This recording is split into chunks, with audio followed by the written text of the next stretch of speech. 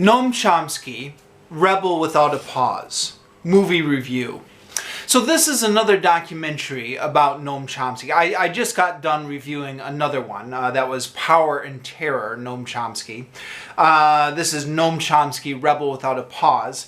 So I am doubling down on the Noam Chomsky documentaries, but in my view, you can never get too much Noam Chomsky. I mean, with all the mainstream media that we're always bombarded with, and kind of the narrow view that we get presented from the mainstream media, you've just got to go to Noam Chomsky every now and again to get the alternative viewpoint.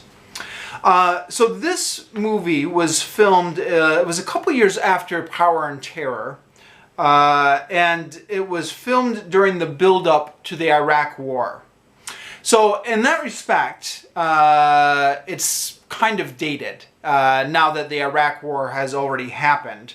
But in another respect, with the benefit of hindsight, it is so fascinating to watch this. And you can see Noam Chomsky's clear analysis of everything, all the reasons why we shouldn't get involved in the Iraq War being given out before we got involved in it. And you think, boy, if people had just listened to him at the time, what a mess we could have avoided.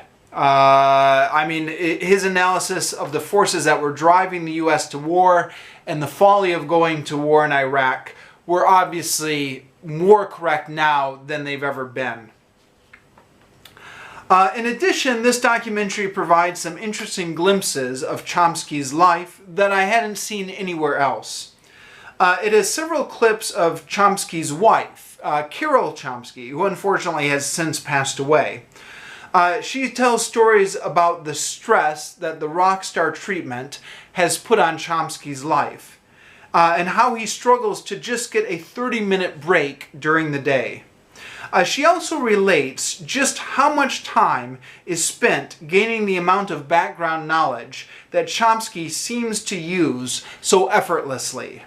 Apparently he spends hours every day reading several newspapers, which I guess is not surprising when you listen to him and he just seems to have read absolutely everything.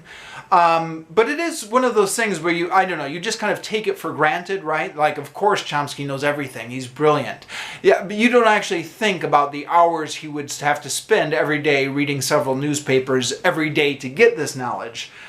So, yeah, that was interesting to hear this confirm, that this does take a big chunk out of his free time, reading all these newspapers. The movie also has a very interesting story that Chomsky tells himself about how difficult it is for him to get on NPR, which is surprising, right? You think of NPR as like the bastion of liberalism and stuff like that, but Chomsky is a very interesting story about how reluctant NPR is to ever let him on the air, and it's a fascinating story.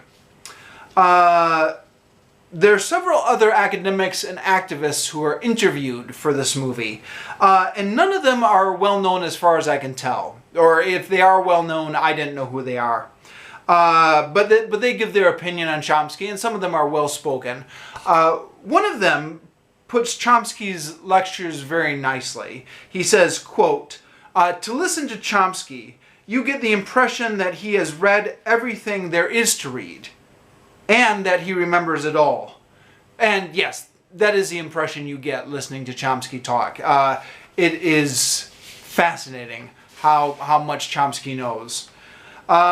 So, this, as with the previous Chomsky movie I reviewed, don't take my word for it. Just, you can find this documentary on YouTube. Just watch it for yourself. You'll get far more out of watching the actual thing than you would from my review.